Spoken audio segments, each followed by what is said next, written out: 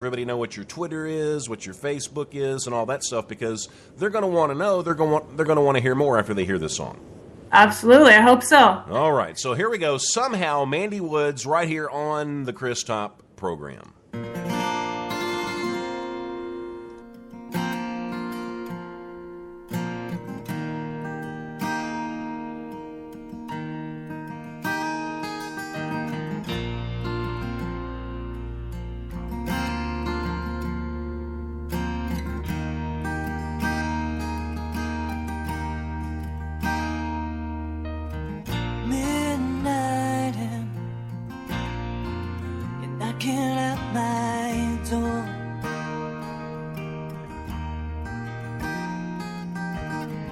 I decided months ago that I didn't want to see you anymore.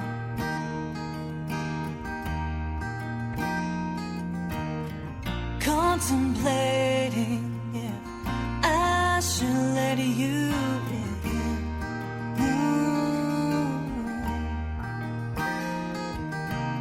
Scared of history repeating itself again. When I opens up the door, all of my anger disappeared, just like an old best friend that I hadn't seen in years. When you asked me to come in, I knew that I was giving in once again.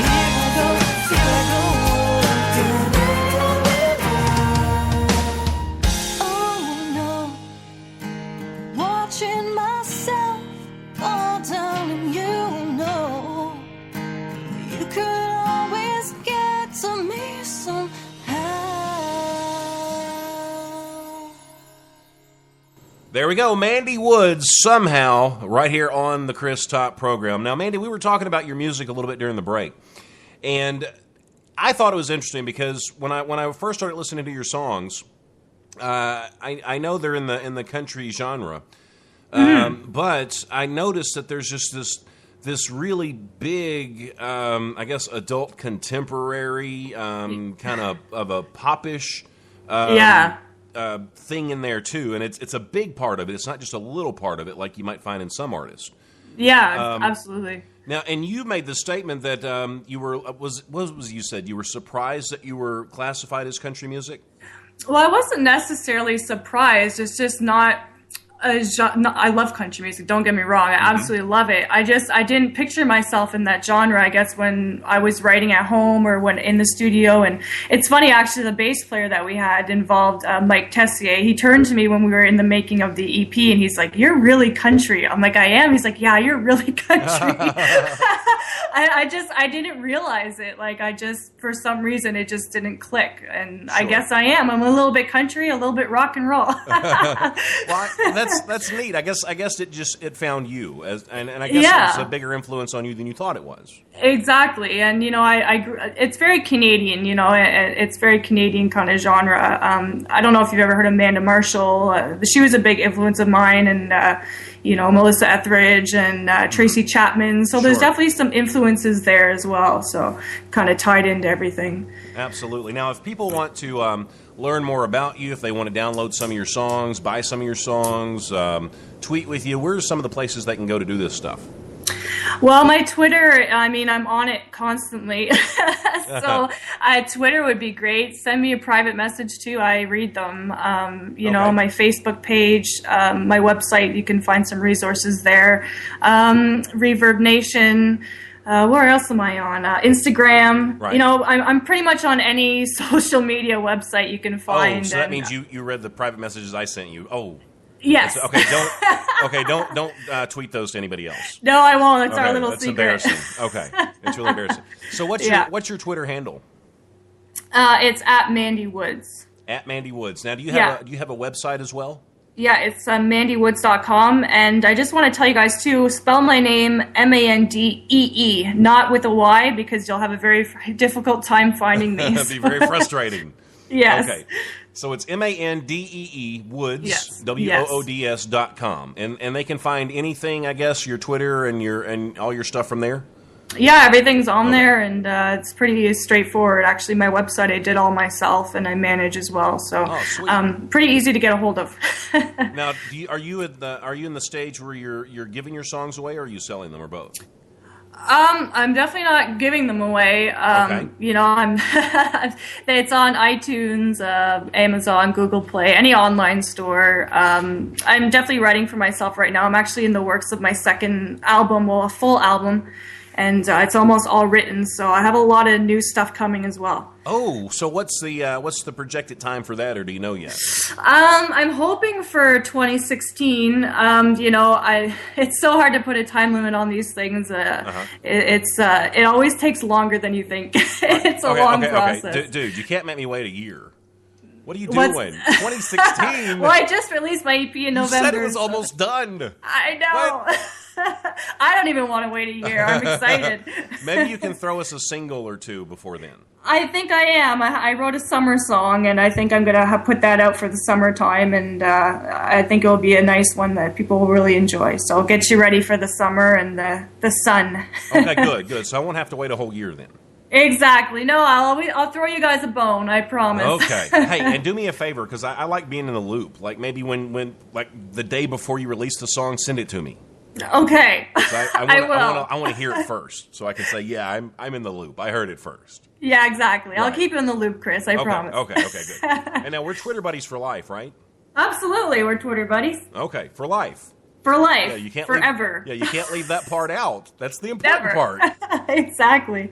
All right, now I have something very important to tell everybody. Now, when you go and you search out Mandee's music, I don't want you to use that software where you can get it for free. I know you know how to do it. But the thing here is, if you love Mandee, you're not supporting her if you download it illegally. So I need you to go out and buy it, because if you don't buy it, what's going to happen is, see, I'm from the South, and Mandee's Canadian, so we'll get together and then we'll stalk you down. Exactly. We'll do that. So, but I mean, that's important, and you need to make a living at doing what you love. I mean, that's the dream. Oh, yeah. Well, that is absolutely the dream, is to be able to not only, find joy in making money for myself. It's also, I need to make money so I can keep putting out music and keep putting out new things for you guys to hear, too. So it's really a win-win on both sides. Absolutely. Yeah. Okay, now I have this question right here. This is kind of a deep question. Maybe it's not, I don't know. Maybe it's not. So because some people are like just like that, they answer it. But what is your definition? And we've kind of touched on it a little bit. But what is your definition of success? Oh, that's not the first time I've been asked that question, and I'll say the same answer is that I don't think I know. I don't think anybody knows what success really is. Like, it really depends on, it could be as small as just, getting heard and touching people's lives. And as corny as that sounds, maybe, like, that's really success to me, is just... Sure. That's successful. I mean, some people want a big house, they want a brand new car or whatever. That's not important to me. I want to get out there and be able to share my thoughts and feelings with as many listeners as possible. So that to me is definitely successful, I think. Well, are you already waking up in the morning just excited about recording or writing a new song? Yeah, I am. I love doing it. Luckily for me, I think it's a natural thing. It's not something I have to work hard for but there are times where I've had some writer's block, and it's just, I feel forced to write something, and those are never the good songs. Sure. They don't come out right. So I definitely get excited to write new material and to have people hear it, and yeah, it's a lot of fun. Now, do you schedule time to write, or do you just wake up in the middle of the night and you have to write something on paper? How does that work? There's times where I've kind of scheduled stuff, but not really. It really is usually spontaneous. Those are the best songs, I think, is the ones that are spontaneous and they just kind of come to you. They just maybe float around in your head for a few days, then you just put it on paper? Yeah, like the simplest thing, like the snow falling from the sky, can be an inspiration, It's just, it really depends on how I'm feeling or what's around me, so. Right. Now, back to definition of success. Would you consider it successful if you were opening for Taylor Swift at LP Field? Well, yes. Yeah. Absolutely. What if you were singing... that would be a success. That would be success, and it'd be a lot of fun. What if you were singing at the Ryman, or if you were singing at the Grand Ole Opry? Well, yeah, that would be awesome. That would be, I think that would be a lot of success, for sure. How about if it was 3 a.m. and you stopped at a little diner, you were on the road, you stopped at a little diner to grab some eggs or whatever Canadians eat, I don't know. And so you stop. We eat eggs. You do eat eggs. So you have chickens and you eat eggs. Okay. Yes, we do. Okay, so you stop at a little diner and you order your eggs. You get them scrambled or sunny side up or what? I like both. I'm not picky. So you get one scrambled egg, one sunny side up. Yeah. You go with some bacon, some biscuits, whatever.